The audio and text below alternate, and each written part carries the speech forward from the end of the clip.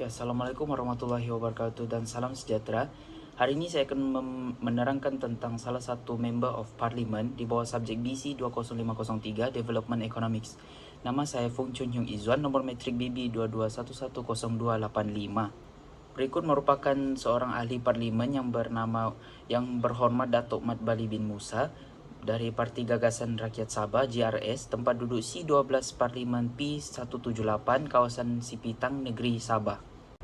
Setelah menelusuri Hansard yang telah dikeluarkan pada 21 Februari 2023, terdapat beberapa ringkasan yang dinaikkan ataupun dicetuskan oleh yang berhormat. Yang pertama ialah berkaitan dengan isu MA 63, di mana isu ini menuntut 40% pendapatan hak milik Sabah dan Sarawak yang tertangguh sehingga kini. Yang kedua, beliau memohon kerajaan untuk menjelaskan majlis tindakan pelaksanaan MA 63 ini kepada rakyat agar tiada kekeliruan berlaku. Yang kedua ialah berkaitan dengan isu jalan raya, di mana beliau menyatakan bahawa PEN Borneo yang sepatutnya disiapkan pada tahun ini tertangguh sehingga kini dan mengalami beberapa kerosakan sebelum jalan tersebut itu siap. Beliau juga menyatakan beberapa usulnya, yaitu memohon beberapa peruntukan, yaitu seperti memperbaiki jalan raya Mendulong yang memanjang sehingga ke Meligan dan akhirnya ke Long Pasir, yaitu sepanjang 140 km. Yang kedua ialah berkaitan dengan jalan raya Mendulong Meligan yang memanjang sepanjang 43 km yang tiada status sehingga kini yang telah diluluskan peruntukannya. Yang ketiga ialah berkaitan dengan isu elektrik, yaitu isu elektrik perlu ditangani dengan segera, di mana projek solar hybrid ini tidak dapat disiapkan dengan jayanya walaupun peruntukan telah diluluskan. Yang keempat ialah berkaitan dengan isu jalan raya kembali, yaitu berkaitan dengan Taman Perindustrian Minyak dan Gas Sipitang Southgate perlu dinaik tarafkan.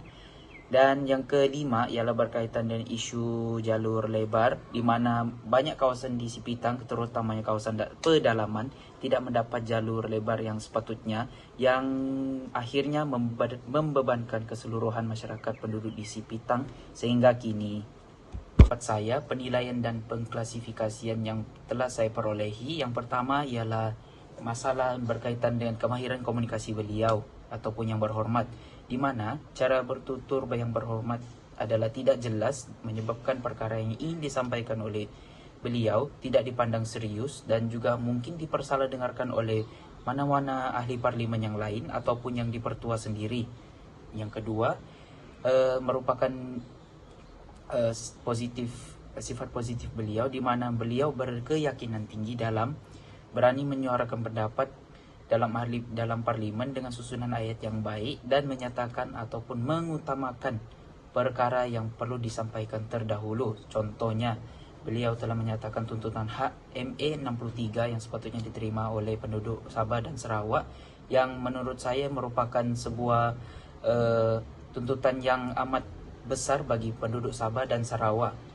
Dan yang kedua ialah berkomitmen, yaitu beliau tidak membelakangkan kebajikan awam kerana kepentingan peribadinya. Beliau mengutamakan penduduk di Sipitang dan berusaha untuk menaik tarafkan Sipitang ke taraf yang sepatutnya, supaya Sipitang juga dapat menjadi tumpuan kepada pelabur-pelabur asing dan juga penduduk-penduduk dari seluruh negara. Beliau juga amat berkomitmen dalam semangat untuk menyuarakan pendapat penduduk Sipitang walaupun sudah lewat malam, yaitu pada pukul 10:10 minit. Yang keempat ialah merupakan beliau mengamalkan sifat ketertinggian perlembagaan persekutuan, di mana beliau tidak membangkitkan isu-isu sensitif seperti isu agama, isu bangsa dan isu seperti adat yang diamalkan oleh rakyat Malaysia dan sebagainya. Beliau juga berhati-hati dalam mengemukakan beberapa tuntutan serta usul yang dinyatakan dalam parlimen agar tidak menyinggung hati mana-mana pihak di dalam parlimen tersebut, termasuk yang dipertua.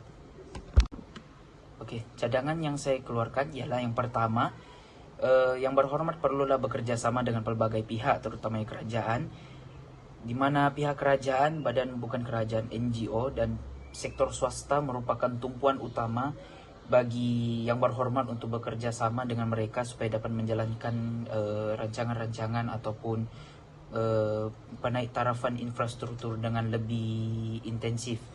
Oke. Dan yang kedua ialah menjalankan sesi perbincangan berkala untuk menilai kemajuan dan mendengar pandangan pelbagai pihak.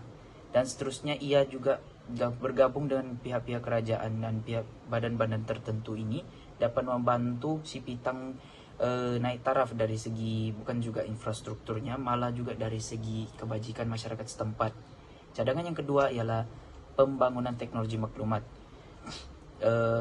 Yang berhormat boleh menyatakan bahwa pembangunan jalur lebar ini juga bukan saja dapat meringankan beban penduduk, malah juga dapat menjadi sebuah platform untuk memajukan sektor-sektor perniagaan di kawasan tersebut. Contohnya dalam bidang SME, yaitu perniagaan kecil sederhana, mikro, kecil dan sederhana. Yang kedua ialah penting juga dalam bidang pendidikan, kerana banyak kawasan-kawasan tersebut yang memerlukan pada zaman kini memerlukan banyak jaringan internet untuk pelajar-pelajar membuat kerja rumah dan sebagainya. Hal ini juga secara tidak langsung dapat meningkatkan kebolehpasaran penduduk di kawasan tersebut.